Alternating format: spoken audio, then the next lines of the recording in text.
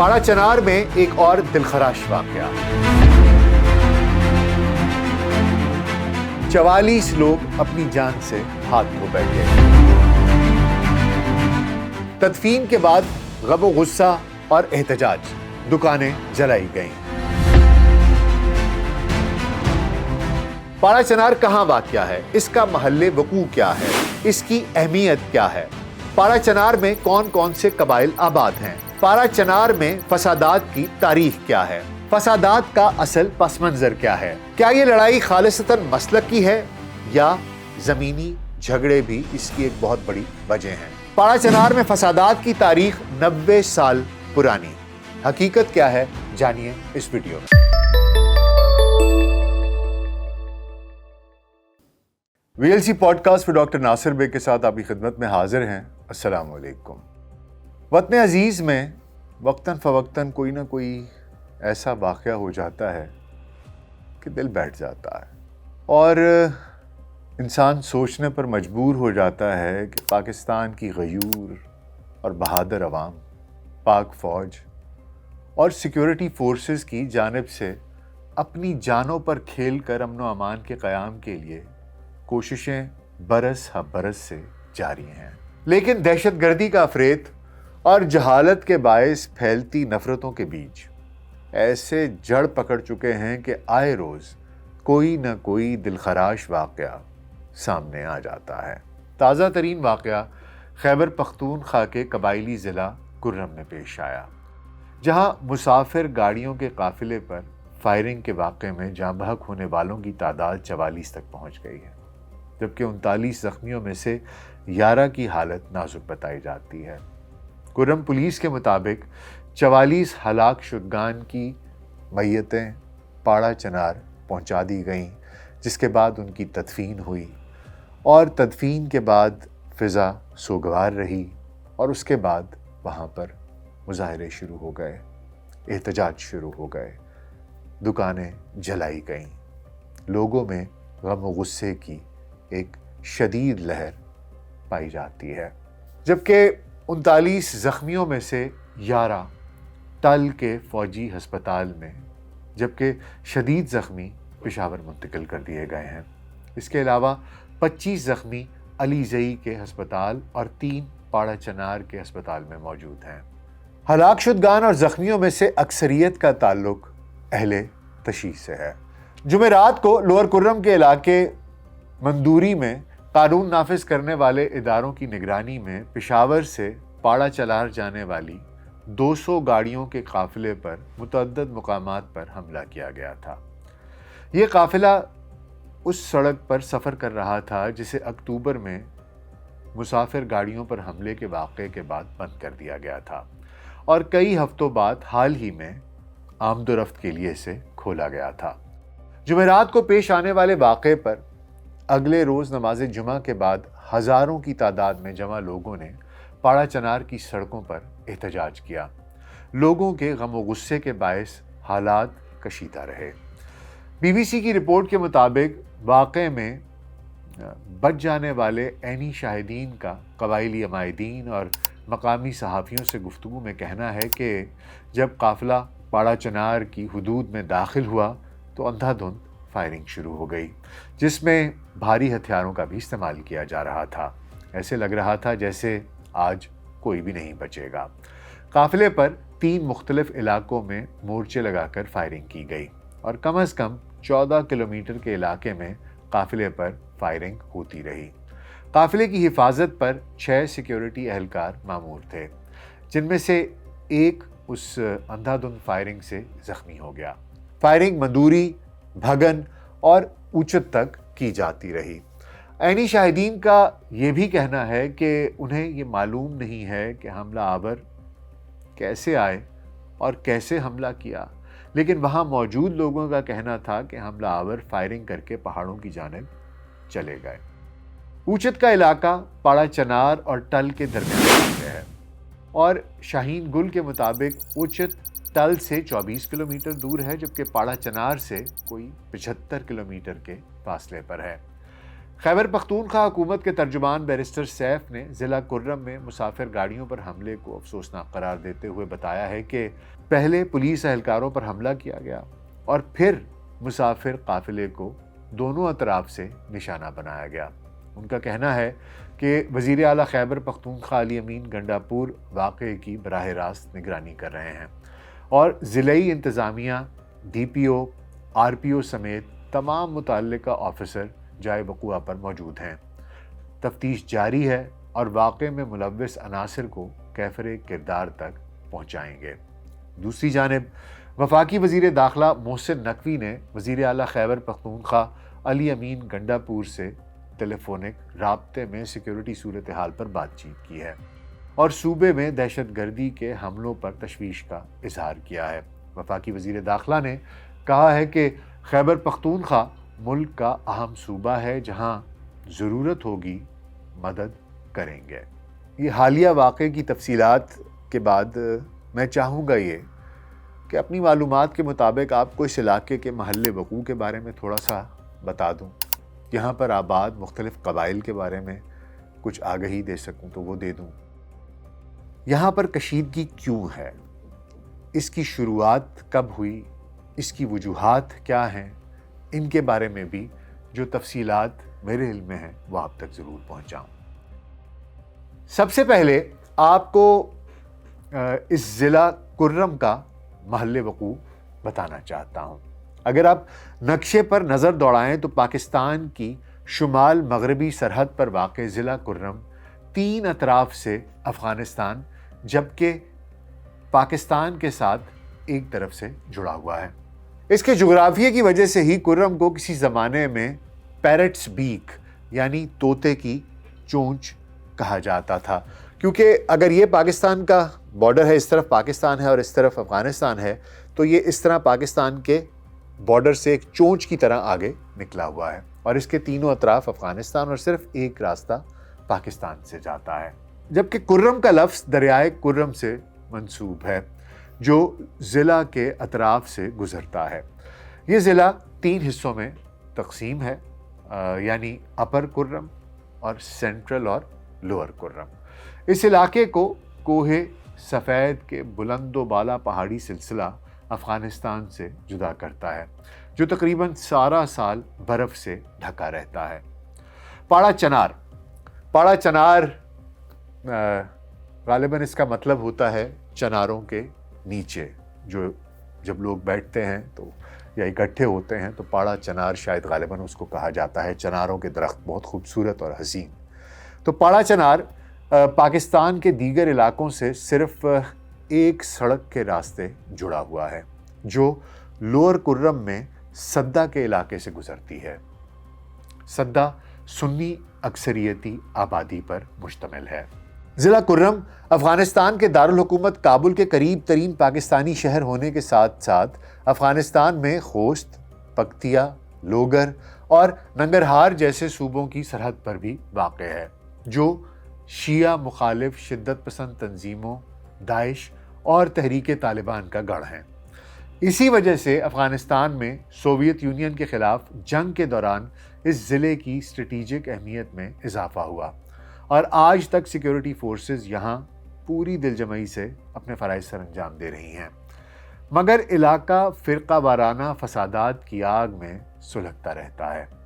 حالیہ واقعے سے قبل اسی طرح کی ایک افسوسناک واقعہ رواں برس 2 اگست کو بھی پیش آیا تھا، جس میں مسافر گاڑیوں کے قافلے پر فائرنگ سے خواتین سمیت 44 افراد جان کی بازی ہار گئے تھے، جبکہ 12 اکتوبر 2023 کو ایسے ہی قافلے پر حملے میں 15 افراد جان سے ہاتھ دھو بیٹھے تھے۔ اب میں آپ کو یہاں اس لڑائی کی تھوڑی سی وجوہات اور اس کا جو تاریخی پس منظر ہے اس سے بھی چاہتا ہوں کہ کچھ آگاہی دے دوں۔ ایک اہم بات جو اس سلسلے میں آپ کو بتانا چاہوں گا وہ یہ ہے کہ ضلع کرم کا شمار ملک کے قدیم ترین قبائلی علاقوں میں ہوتا ہے۔ غیر منقسم ہندوستان میں انگریز دور حکومت کے دوران 1890 کی دہائی میں اس قبائلی علاقے کو باقاعدہ طور پر آباد کیا گیا اور اس کے بعد یہاں زمینوں کی تقسیم شروع ہوئی۔ کرم کے زیادہ تر علاقوں میں لینڈ ریکارڈ آج تک موجود ہی نہیں ہے، اور لینڈ ریکارڈ نہ ہونے کی وجہ سے ضلع میں مختلف مقامات پر مختلف قبائل اور افراد زمین کے ٹکڑوں کی ملکیت کے دعوے دار ہیں۔ یہ سرسبز و شاداب زمینیں پانی کے وافر ذخائر ہونے کے باعث اپنی فصلوں اور باغات کی وجہ سے مشہور ہیں۔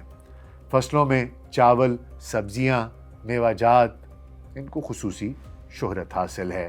یہاں زمین کا تنازع کم از کم 5 مختلف مقامات پر موجود 10 یا اس سے زیادہ دیہات اور قبائل کے درمیان ہے، جن میں زمین کے ساتھ ساتھ مسلک کی تقسیم بھی موجود ہے، یعنی متنازع زمینوں پر اہل تشیع اور سنی مسلک سے تعلق رکھنے والوں کا دعویٰ ہے۔ دلچسپ بات یہ ہے کہ ان قبائل کی بڑی تعداد سرحد کے دونوں پار آباد ہے۔ فساد کا باعث بننے والی ان متنازع زمینوں کی تفصیل یوں ہے کہ پیواڑ اور گیدو تریمنگل اپر کرم میں افغانستان کی سرحد کے ساتھ واقع دیہات ہیں۔ پیواڑ میں اہل تشیع کی اکثریت، جبکہ گیدو اور تریمنگل میں اہل سنت سے تعلق رکھنے والی آبادی ہے۔ اسی طرح بشہرہ اور ملی خیل میں بھی اپر کرم یعنی پاڑا چنار میں واقع 2 دیہات شامل ہیں۔ ان دونوں علاقوں میں مذہبی لحاظ سے آبادی مختلف فرقوں میں تقسیم ہے، اور یہاں جس زمین پر جھگڑا ہے اس کے دعوے دار قبائل نہیں بلکہ چند افراد ہیں۔ تاہم کسی بھی لڑائی کی صورت میں دونوں فریقین کا ساتھ ان کے قبائل دیتے ہیں، چاہے وہ ضلع بھر میں کہیں بھی آباد ہوں۔ متنازع زمین والے 2 دیہات مقبل اور کنج علیزئی ہیں۔ مقبل میں اہل سنت جبکہ کنج علیزئی میں اہل تشیع آباد ہیں، اور اس زمین پر ہونے والا تنازع بھی پرتشدد واقعات پر ختم ہوتا ہے۔ اسی طرح سے بالیش، خیل اور پاڑا چمکنی دیہاتوں کے درمیان بھی ہزاروں ایکڑ زمین کا تنازع ہے، جس پر ہونے والی لڑائی فرقہ وارانہ فسادات میں تبدیل ہوتی رہتی ہے۔ بالیش خیل لور کرم اور پاڑا چمکنی سینٹرل کرم میں واقع ہے۔ ایک تنازع بنگش قوم جو کرم ضلع کے مختلف دیہاتوں میں پھیلی ہوئی ہے، اور ترا حمزہ خیل قوم جو لور دیر میں شورکو کے علاقے میں آباد ہے، ان کے درمیان ایک زمینی تنازع ہے جو کہ فسادات کا سبب بنتا رہتا ہے۔ ان تمام مقامات پر موجود زمین کے تنازعات کے باعث گزشتہ 10 سال میں سب سے زیادہ فسادات برپا ہوئے ہیں اور 20 افراد کی جانیں گئی ہیں۔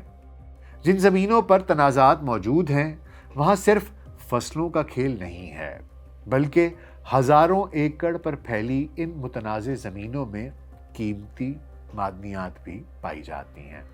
لیکن یہاں یہ بات بھی واضح کرنا ضروری ہے کہ زمین کی ملکیت کے تنازع کے علاوہ بھی ضلع کرم یا پرانی کرم ایجنسی میں فرقہ وارانہ فسادات کی ایک تاریخ موجود ہے۔ کرم میں پہلی فرقہ وارانہ لڑائی سن 1938 میں اس وقت ہوئی جب برٹش ہندوستان کے شہر لکھنؤ میں شیعہ سنی فسادات کا آغاز ہوا۔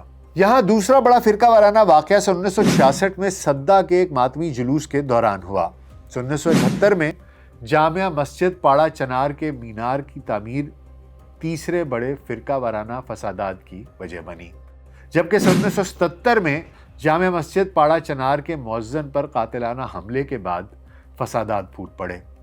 5واں بڑا واقعہ سن 1982 میں سدا میں ہوا۔ 14 سال بعد سن 1996 میں توہین مذہب کے الزامات کے بعد لڑائی شروع ہوئی، اور پھر پاڑا چنار ہائی اسکول میں سنی طالب علموں کے قتل کے بعد بڑے پیمانے پر فسادات کا آغاز ہو گیا۔ 2001 میں افغانستان پر امریکی حملے کے بعد القاعدہ اور طالبان سمیت دیگر دہشت گرد تنظیموں سے تعلق رکھنے والے شدت پسندوں نے یہاں فرقہ واریت کی ایک نئی لہر کی بنیاد رکھی، جو اب تک ہونے والے تمام فسادات سے زیادہ طویل اور خونریز ثابت ہوئی۔ 2007 بہت خونریز سال رہا۔ ضلع کرم میں ملکی تاریخ کے شدید فرقہ وارانہ فسادات ہوئے، جس میں پہلی مرتبہ فریقین نے ایک دوسرے کے دیہاتوں پر حملے کر کے سینکڑوں مکانات نظر آتش کیے، جبکہ شیعہ سنی آبادی کو اپنے ہی علاقوں سے بے دخل بھی کر دیا گیا۔ اپریل 2007 میں ربیع الاول کے جلوس پر پتھراؤ کا واقعہ فسادات کا باعث بنا، اور پھر نومبر 2007 میں ایک مبینہ قتل کے الزام کے نتیجے میں فرقہ وارانہ فسادات ہوئے۔ یہ فسادات اس قدر شدید تھے کہ ایک امتحانی ہال پر بھی حملہ کیا گیا اور وہاں پر موجود اساتذہ بھی جان سے چلے گئے، جبکہ مسافر گاڑیاں روک کر سواریوں کو ان کو ہلاک کیا گیا، اور اس سال لوگوں کی ایک بڑی تعداد نقل مکانی پر مجبور ہوئی۔ ان فسادات کے باعث علاقے کی مرکزی تل پاڑا چنار شاہراہ تقریباً 4 سال تک عام ٹریفک کے لیے بند رہی۔ آخر میں آپ کو ضلع کرم کے بارے میں ایک اہم بات اور بھی بتاتا چلوں کہ اس علاقے کی اکثریتی آبادی اہل تشیع میں تعلیم کی شرح بہت زیادہ ہے، اور خواتین کی بڑی تعداد بھی تعلیم یافتہ ہے، لیکن فرقہ وارانہ نفرت اور قیمتی زمینوں کے باعث برس ہا برس سے جاری فسادات میں سینکڑوں افراد اپنی قیمتی جانیں ہار چکے ہیں۔ دراصل یہ اتنا خوبصورت علاقہ ہے، اتنا زرخیز علاقہ ہے ہر لحاظ سے، کہ اگر اس علاقے کو ڈیولپ کر دیا جائے، یہاں پر معدنیات موجود ہیں، یہاں پر اتنی زرخیز زمین ہے کہ یہاں پر فصلیں، باغات، یہاں کا موسم ایسا حسین ہے، پہاڑ ہیں۔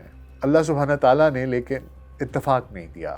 وہ منیر نیازی کا ایک شعر تھا کہ کچھ بھی رواں اوکھیاں سان کچھ سانو مرن دا شوق بھی سی۔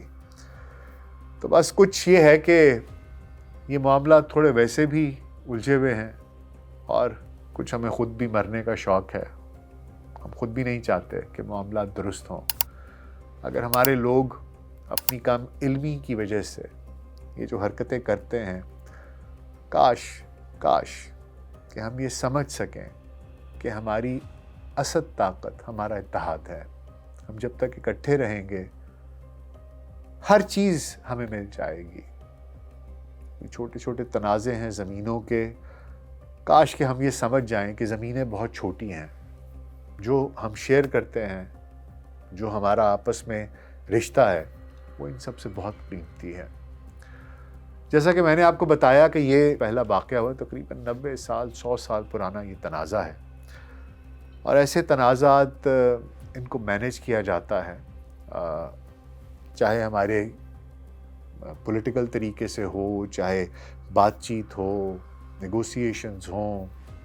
وہاں پر آف کورس ایک بہت بھاری تعداد ہے سیکورٹی فورسز کی جو وہاں موجود ہوتی ہے۔ آخر میں اللہ سبحانہ تعالیٰ سے دعا ہے مغفرت کی تمام خواتین و حضرات کے لیے جو اس حادثے میں اپنی جانیں گنوا بیٹھے، اور یہ بھی دعا ہے کہ اللہ سبحانہ تعالیٰ ہمیں اتحاد کی، اتفاق کی توفیق دے، اور یہ جو تضادات ہیں، یہ جو جھگڑے ہیں، ان کو ہم بیٹھ کر گفتگو سے، محبت سے حل کر پائیں۔ اپنا بہت خیال رکھیے گا۔ شکریہ۔